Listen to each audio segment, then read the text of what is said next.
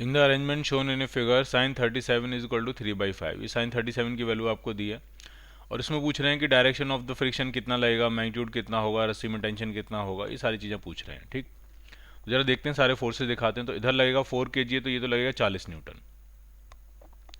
इधर कितना लगेगा, पहले एम जी साइन थीटा का देखते हैं, एम जी साइन थीटा कितना होगा। तो एम है 10, जी की वैल्यू भी 10, तो 100 हो गया, और साइन 37 होता है 3/5, तो ये आपका हो जाएगा 60 न्यूटन। तो इधर लग रहा है 60 न्यूटन, और उधर लग रहा है, ये लग रहा है 40 न्यूटन, ये लग रहा है 60 न्यूटन। तो इधर ही चलेगा, फिर इधर ही चलने की कोशिश करेगा। तो चलने की कोशिश करेगा तो फ्रिक्शन जो है वो इस तरफ लगेगा। अब अगर फ्रिक्शन सफिशिएंट हो गया रोकने के लिए तो ठीक है, नहीं तो फिर चल देगा ये। ठीक, तो देखते हैं जरा फ्रिक्शन कितना चाहिए हमें और कितनी मैक्सिमम वैल्यू है। तो सबसे पहले निकालेंगे रिक्वायरमेंट कि चाहिए कितना। तो अगर ये पूरा सिस्टम रेस्ट में है तो रस्सी का ये जो टेंशन होगा ये 40 न्यूटन होगा। तो ये जो टेंशन है ये भी कितना होगा, 40 न्यूटन होगा। नीचे फोर्स कितना लग रहा है, नीचे लग रहा है 60 न्यूटन, ऊपर टेंशन है 40 न्यूटन, और आपको बैलेंस कराना है। तो फ्रिक्शन की जो रिक्वायरमेंट है वो आपको 60 न्यूटन माइनस 40 न्यूटन, 20 न्यूटन की रिक्वायरमेंट होगी। 20 न्यूटन समझ में आना चाहिए एकदम से आपको। नीचे लग रहा है 60, ऊपर लग रहा है 40, यानी 60 में से 40 न्यूटन तो रस्सी की टेंशन नहीं बैलेंस कर लिया, तो बचा हुआ कौन बैलेंस करेगा, फ्रिक्शन। तो 20 न्यूटन जो है वो रिक्वायरमेंट है। ठीक, अब दूसरी बात, अब हम देखेंगे अवेलेबिलिटी कितनी है, फ्रिक्शन अवेलेबल कितना है, क्या उतना हो पाएगा कि नहीं। तो अवेलेबल का मतलब हुआ फ्रिक्शन की maximum value, and that is mu N. Mu कितना है, म्यू है 0.7। नॉर्मल रिएक्शन कितना है, M G cos 30, M G की वैल्यू 10, और कॉस 37 होता है 4/5। तो मुझे ऐसा लग रहा है ये बहुत ज़्यादा होने वाला है। पॉइंट से पॉइंट खत्म हो गया, 5 से कैंसिल करेंगे 2 टाइम्स, तो ये 56 न्यूटन आ गया। 56 न्यूटन की अवेलेबिलिटी है, लेकिन रिक्वायरमेंट तो सिर्फ 20 ही न्यूटन की है, तो सिर्फ कितना लगेगा, 20 न्यूटन ही लगेगा, 56 न्यूटन नहीं लगेगा। जितनी रिक्वायरमेंट होती है उतना ही लगता है। तो देखते हैं जरा क्या क्या आंसर बनेंगे। सबसे पहले direction of force of friction is up the plane, बिल्कुल सही है, ऊपर की तरफ ही लग रहा है। The magnitude of force of friction 0, बिल्कुल गलत है। The tension in the string is 20 Newton, गलत है, टेंशन 40 न्यूटन है। The magnitude of force of friction is 56 Newton, ये भी गलत है। मैग्नीट्यूड जो फोर्स ऑफ फ्रिक्शन का लग रहा है वो 20 न्यूटन है, 56 न्यूटन नहीं है, 56 न्यूटन नहीं, इट इज ओनली 20 न्यूटन। ठीक, तो इसका जो आंसर बनेगा वो बनेगा ए पार्ट।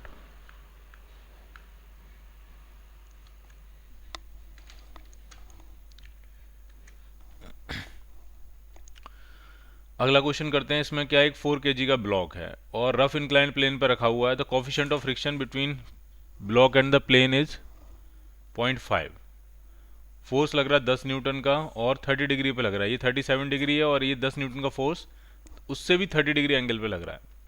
और फोर्स ऑफ फ्रिक्शन के बारे में पूछ रहे हैं कि कैसा होगा और किस डायरेक्शन में होगा। ठीक है, तो सारे फोर्सेस दिखाएंगे। पहले पहले नीचे की तरफ दिखाइए, नीचे की तरफ कितना फोर्स लगेगा। तो ये लगेगा एम जी साइन 37।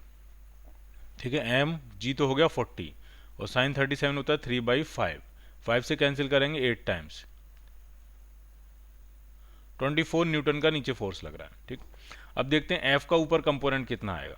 तो एफ है आपका 10 न्यूटन और एंगल 30 है, तो ये जाएगा 10 cos 30, cos 30 होता है √3/2, तो ये आपका आ जाएगा √3 मतलब 1.7, अगर हम माने तो 17/2 से डिवाइड करेंगे तो अराउंड 8.5 न्यूटन के आसपास लगेगा ऊपर।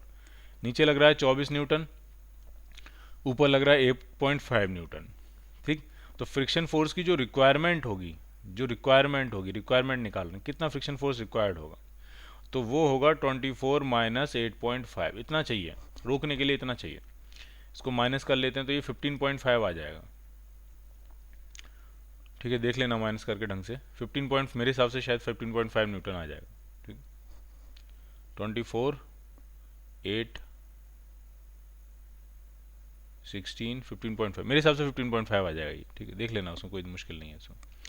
अब हम ये देखेंगे फ्रिक्शन अवेलेबल कितना है, तब पता लगेगा ना कि कितना लगेगा, क्या होगा। ठीक है, तो एक बात तो पक्की है, अगर रिक्वायरमेंट 15.5 की है तो 30.2 तो नहीं लग जाएगा। ठीक है, तो ये और ये दोनों तो गलत ही होंगे। हाँ, ये हो सकता है कि रिक्वायरमेंट पूरी ना हो पाए और टोटल फ्रिक्शन हो ही जाए, 13.5 भी रह जाए टोटल फ्रिक्शन, तो वो 13.5 भी लगेगा, लेकिन फिर वो काइनेटिक हो जाएगा। तो जरा देखते हैं कि अवेलेबिलिटी कितनी है। तो अवेलेबिलिटी होती है म्यू एन। म्यू आपको पता, अब एन कैसे निकालेंगे। अब एन में कुछ खास बात है, ये तो लगेगा आपका M G cos 37, M G हो गया 40, कॉस 37 हो गया 4/5, 5 से कैलकुलेट करेंगे 8 टाइम्स, तो ये हो जाएगा 32 न्यूटन। ठीक है, और एफ का भी तो ऊपर एक कंपोनेंट लगेगा, ये 10 साइन 30 यानी 5 न्यूटन ये भी लगेगा, और ये नॉर्मल रिएक्शन लग रहा होगा। तो अगर आप इक्वेशन बनाओगे तो नॉर्मल रिएक्शन प्लस 5 न्यूटन, इसको ढंग से बहुत ध्यान से देखना है। ऊपर एक तो 5 न्यूटन लग रहा है, एफ का ये कंपोनेंट आ गया 10 साइन 30 वाला कंपोनेंट है 5 न्यूटन, और ये नॉर्मल रिएक्शन, ये दोनों मिलके इस 32 को बैलेंस करेंगे, इज इक्वल टू 32। तो यहाँ से नॉर्मल रिएक्शन आपको पता लगा कितना हो गया, 17 न्यूटन, ये नॉर्मल रिएक्शन हो गया।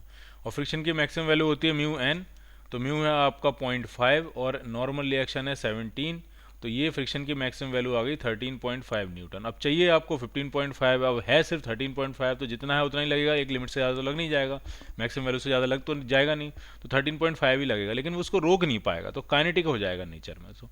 तो आंसर क्या बनेगा आपका, सी पार्ट।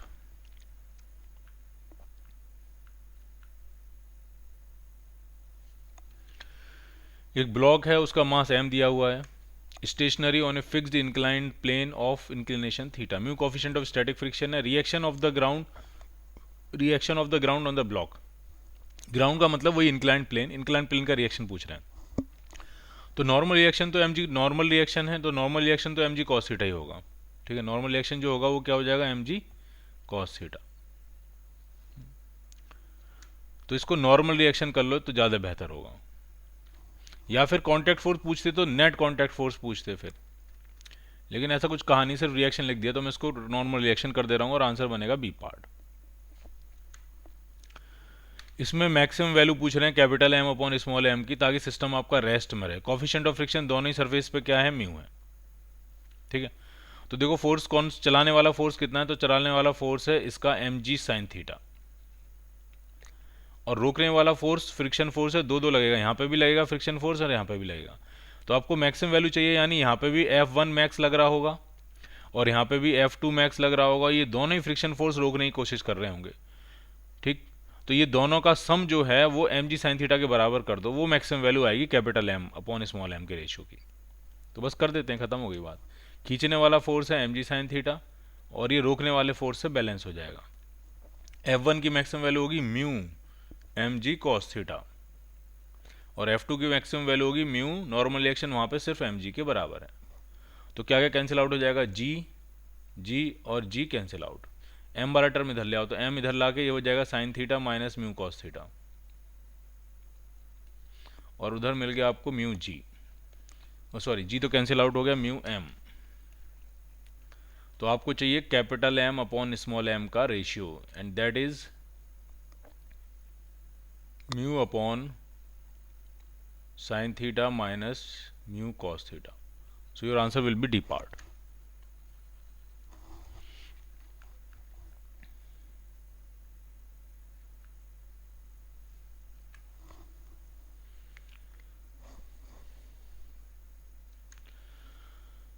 uh, 151 यहाँ पूरा नहीं है, लेकिन इसमें ये पूछा गया है कि शायद नेट कांटेक्ट फोर्स की डायरेक्शन शायद कुछ पूछ रहे हैं, नेट कांटेक्ट फोर्स किस डायरेक्शन में होगा ये पूछ रहे हैं, नेट कांटेक्ट फोर्स किस डायरेक्शन में होगा, ठीक। 10 kg का ब्लॉक है और इंक्लिनेशन आपको दिया है, और अपवर्ड फोर्स भी लिख रहे हैं 30 न्यूटन लग रहा है, और बस ये पूछ रहे हैं नेट कांटेक्ट फोर्स की डायरेक्शन क्या होगी। तो एक तो नॉर्मल रिएक्शन लगेगा बी की तरफ, और इसका mg साइन थीटा देखते हैं, ये टेंडेंसी कहाँ होगी चलने की, नीचे के ऊपर, तो mg साइन थीटा बनेगा m हो गया 10, g की वैल्यू भी 10, और साइन 37 दिया है, साइन थीटा दिया है 3/5, 37 डिग्री होगा क्योंकि 3/5 ये दिया हुआ है साइन थीटा। तो इसका मतलब ये कैंसिल करेंगे 20 टाइम्स 60 न्यूटन लग रहा है, तो नीचे लग रहा है 60 न्यूटन, ऊपर लग रहा है 30 न्यूटन, तो ये नीचे चलने की टेंडेंसी में होगा, तो फ्रिक्शन ऊपर लग रहा होगा, तो फ्रिक्शन लगेगा यहाँ up the plane, normal reaction B की डायरेक्शन में, तो नेट कांटेक्ट फोर्स ए की डायरेक्शन में आएगा, तो इसका आंसर बनेगा ए, नेट कांटेक्ट फोर्स की डायरेक्शन ए आएगी।